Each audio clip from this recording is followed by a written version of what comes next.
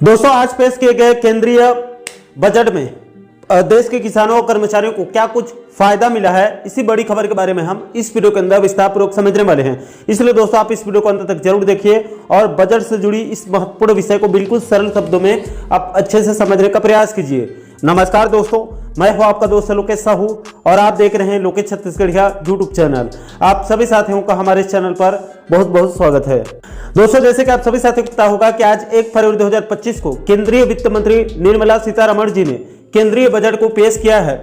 दोस्तों 2025 का बजट देश के किसानों और कर्मचारियों के साथ साथ पूरा मिडिल क्लास को राहत देने वाली बजट है। दोस्तों आज के बजट में किसानों और कर्मचारियों को क्या कुछ राहत दिया गया है उसे आपको बताऊं, उससे पहले आज के बजट के जरूरी बातों को थोड़ा सा ब्रीफ में जो है वो जानकारी दे दूं। दोस्तों आज वित्त मंत्री निर्मला सीतारमण जी ने केंद्रीय बजट 2025-26 को सदन में पेश किया और इस वर्ष केंद्र सरकार ने विकास के लिए 4 आधार बनाए हैं, जिसमें सबसे पहले एग्रीकल्चर यानी कि खेती किसानी, दूसरा एमएसएमई यानी छोटे और मध्यम उद्योग धंधा, तीसरा इन्वेस्टमेंट यानी कि बाहर से निवेश को बढ़ाना और चौथा एक्सपोर्ट यानी कि ज्यादा से ज्यादा माल बाहर देशों को बेचा जाए ताकि देश में विदेशी मुद्रा भंडार में वृद्धि हो और डॉलर थोड़ा सा कमजोर हो, जिससे भारतीय रुपया को मजबूती मिल सके। इन चारों आधारों को विकास का मॉडल बनाया गया है और इन्हीं के इर्द गिर्द इस साल का बजट रहने वाला है। दोस्तों बजट 2025-26 में क्या क्या खास बातें हैं, इसके संबंध में एक 16 पेज का पीडीएफ जारी किया गया है, जिसमें बजट 2025-26 को विस्तारपूर्वक बताया गया है। अगर मैं सभी को विस्तारपूर्वक बताने लगा तो वीडियो कई घंटों का लंबा हो जाएगा, इसलिए इसका जो पूरा पीडीएफ है उसको हमारे टेलीग्राम चैनल पर अपलोड कर देंगे। आप चाहें तो आप वहां से डाउनलोड करके बारीकी से आप अध्ययन कर सकते हैं।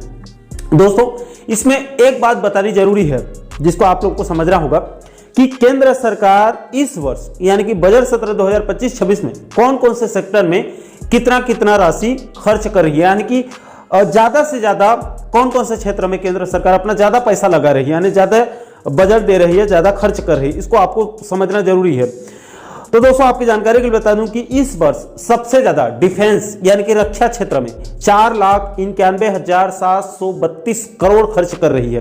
इसके बाद रूरल डेवलपमेंट यानी कि ग्रामीण क्षेत्रों के विकास में 2,66,817 करोड़ रुपए खर्च किया जाएगा। इसके बाद होम अफेयर्स यानी कि गृह मंत्रालय में यानी कि देश के आंतरिक सुरक्षा के लिए 2,33,211 करोड़ का खर्च किया जाएगा।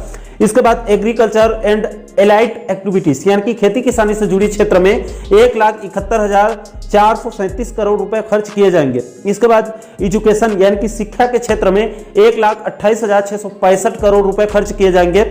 इसके बाद हेल्थ सेक्टर में यानी कि स्वास्थ्य के क्षेत्र में 98,311 करोड़ खर्च किए जाएंगे। इसके बाद अर्बन डेवलपमेंट यानी कि शहरी क्षेत्रों के विकास में 96,777 करोड़ रुपए खर्च किए जाएंगे।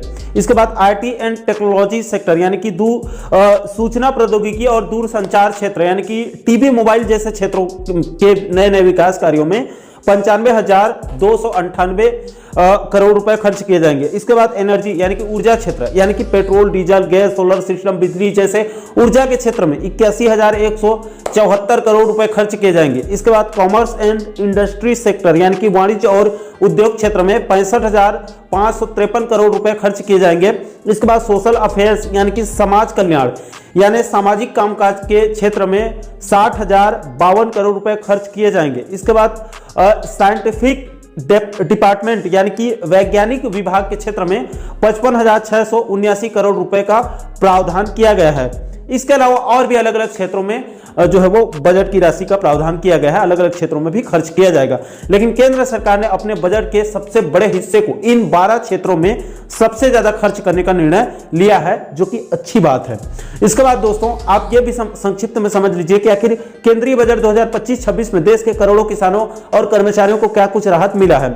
तो देखिए दोस्तों, सबसे पहले अगर हम किसानों की बात करें तो इस बजट में केंद्र सरकार ने देश के किसानों के लिए 2 बड़े ऐलान किए हैं। सबसे पहला तो किसान क्रेडिट कार्ड के लिमिट को बढ़ाकर 3 लाख रुपए से 5 लाख रुपए कर दिया गया है, यानी कि अब देश के किसान के साथ साथ मछली पालन करने वाले और दूध का व्यापार करने वाले जो किसान हैं उनको भी 5 लाख रुपए तक किसान क्रेडिट कार्ड में यानी कि केसीसी के माध्यम से लोन मिल सकता है।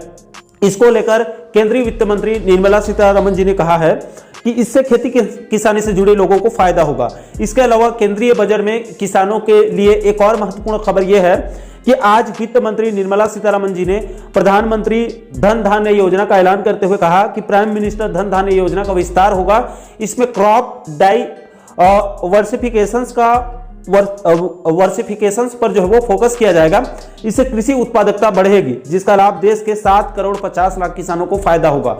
इसके बाद दोस्तों हम आगे बढ़ते हैं और केंद्रीय बजट 2025-26 में कर्मचारी जगत को क्या मिला है इसकी बात कर लेते हैं।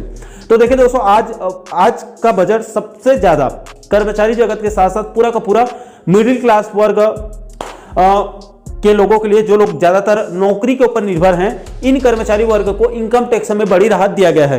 केंद्र सरकार ने मध्यम वर्ग के 7 लाख सालाना इनकम टैक्स को बढ़ाकर सीधा 12 लाख कर दिया है। यानी कि अब 12 लाख इनकम पर कोई भी इनकम टैक्स सरकार को देना नहीं होगा। इससे सबसे ज्यादा फायदा कर्मचारी वर्ग को मिलेगा, क्योंकि देश के करोड़ों सरकारी और प्राइवेट दोनों वर्ग के कर्मचारियों की सालाना इनकम 10 लाख से नीचे है। ऐसे में 12 लाख रुपए तक इनकम टैक्स में छूट देना वास्तव में कर्मचारी जगत के साथ साथ पूरे के पूरे मिडिल क्लास वर्ग के लिए वास्तव में एक बहुत बड़ी राहत भरी खबर है। दोस्तों, केंद्र सरकार की तरफ से इनकम टैक्स के छूट की सीमा को बढ़ाने से छत्तीसगढ़ के कर्मचारी जगत में खुशी की लहर देखी जा रही है। इसका जबरदस्त स्वागत किया जा रहा है। इसको लेकर छत्तीसगढ़ कर्मचारी अधिकारी महासंघ के प्रांतीय संयोजक और इप्सेस के राष्ट्रीय उपाध्यक्ष अनिल शुक्ला सर ने केंद्रीय वित्त मंत्री निर्मला सीतारमण जी के द्वारा प्रस्तुत बजट में आयकर की छूट की सीमा 12 लाख रुपए तक करने से छोटे एवं मध्यम वर्गीय कर्मचारियों और पेंशनर्स को बड़ी राहत मिली है। वहीं ऊंची पगार पाने वाले अधिकारियों को आयकर की स्लैब कम करने से इनकम टैक्स में बचत होगी। बजट में युवा, किसान एवं नारी शक्ति सभी को ध्यान में रखकर समग्र विकास का बजट कहना है जो है वो छत्तीसगढ़ कर्मचारी अधिकारी महासंघ के प्रांतीय संयोजक अनिल शुक्ला सर का स्टेटमेंट है, उनका कहना है, उन्होंने इसका स्वागत किया है। इसके अलावा दोस्तों, कर्मचारी वर्ग को इनकम टैक्स में राहत देने की खबर को लेकर छत्तीसगढ़ कर्मचारी अधिकारी फेडरेशन के प्रांतीय संयोजक कमल वर्मा सर का कहना है कि केंद्रीय वित्त मंत्री ने आज बजट भाषण के दौरान टैक्स स्लैब में वृद्धि की है। यह कर्मचारियों के साथ साथ पूरे मिडिल क्लास के लिए राहत भरी खबर है। कई वर्षों से कर्मचारी संगठनों की तरफ से टैक्स स्लैब बढ़ाने की मांग कर रहे थे। प्रदेश के 5 लाख अधिकारी और कर्मचारियों की ओर से केंद्र सरकार के निर्णय का स्वागत करते हैं। देश के प्रधानमंत्री और वित्त मंत्री जी का धन्यवाद ज्ञापित करते हैं।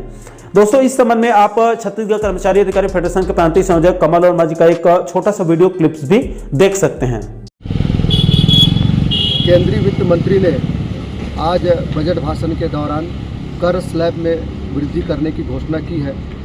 प्रदेश के कर्मचारियों के साथ साथ मध्यम वर्गीय में एक अलग ही उत्साह है, एक राहत भरी खबर है। प्रदेश के कर्मचारी संगठनों द्वारा विगत कई वर्षों से स्लैब बढ़ाने की मांग की जा रही थी। निश्चित रूप से यह निर्णय स्वागत योग्य है। इस निर्णय के लिए प्रदेश के यशस्वी प्रधानमंत्री आदरणीय नरेंद्र मोदी जी को, इस देश के वित्त मंत्री को मैं धन्यवाद ज्ञापित करता हूँ, आभार व्यक्त करता हूँ।